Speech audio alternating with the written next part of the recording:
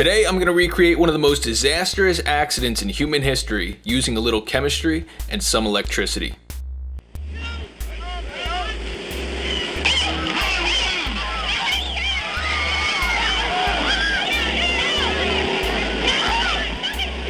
Flaming inferno, the actual crash of the Hindenburg, an airship destroyed in less than half a minute.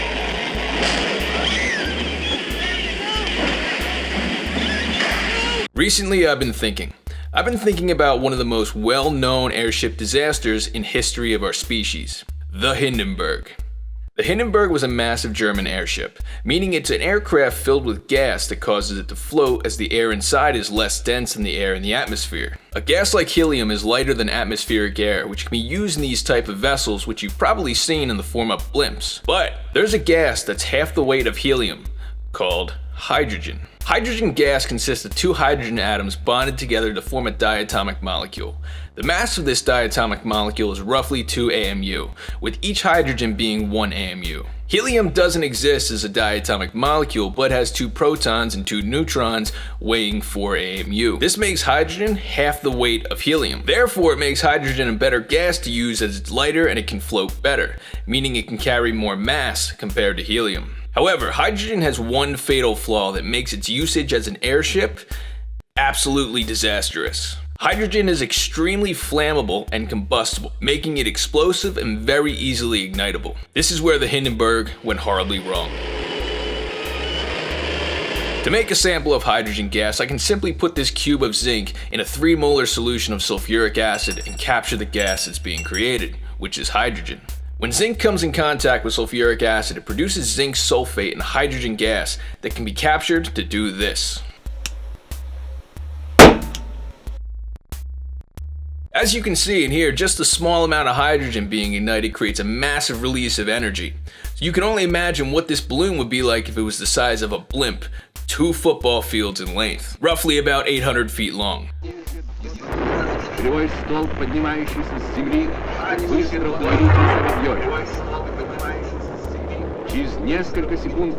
Hydrogen is also really dangerous to work with in large quantities, as it can still explode even after mixing with a significant amount of air. This pretty much made the Hindenburg an accident waiting to happen. Also, not to mention, hydrogen gas is extremely hard to keep, as hydrogen is the smallest atom and can't be contained very well. No matter what type of container it's placed in, it will continuously leak out through the material, whether that be glass, plastic, or metal. For this reason, hydrogen can't even be stored long-term in glass ampoules that many famous gases are stored in. This property of hydrogen can be terrible for the Hindenburg, as the vessel was most likely leaking gas at every point, which could potentially ignite, and you know what happens there.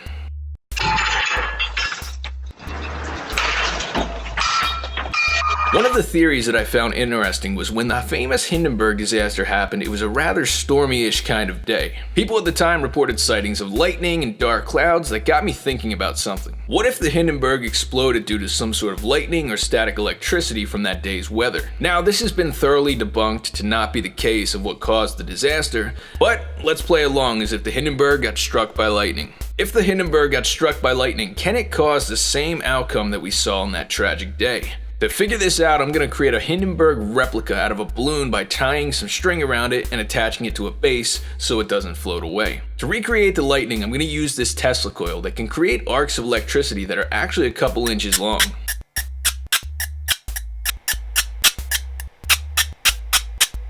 If you want to see me do a video about Tesla coils and the shenanigan experiments that might be stirring around in my brain, like the video. Or not. I don't care.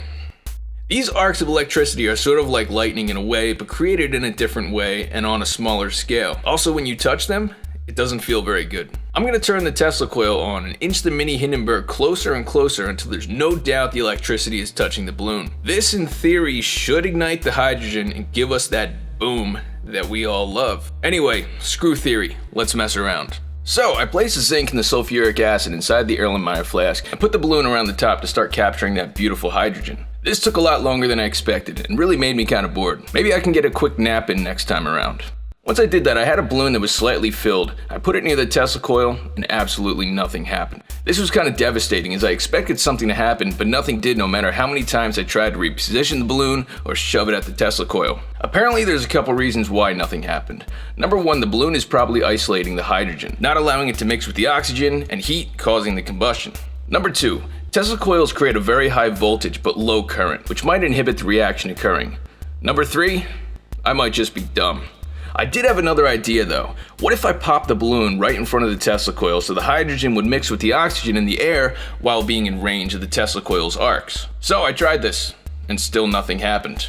I think I might actually be dumb. Even though my theory was completely wrong, I still wanted to make this video to document my finding, as this is really what science is all about. Just because this didn't work as I expected doesn't mean we can't gain knowledge from the experiment that can be used for future labs. Anyway, let's blow this thing up using a flame.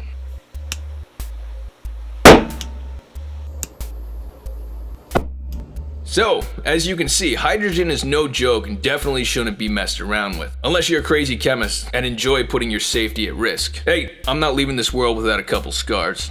So it's been well documented that the Hindenburg had a leak at the rear of the vessel, and in combination with static electricity, either from the recent storm or when they dropped the mooring lines to land the ship, the thing still exploded. I just thought this was an interesting idea about lightning and wanted to try it, although it's unlikely that lightning struck the ship. Anyway, be sure to like, comment, and subscribe. I'm just kidding.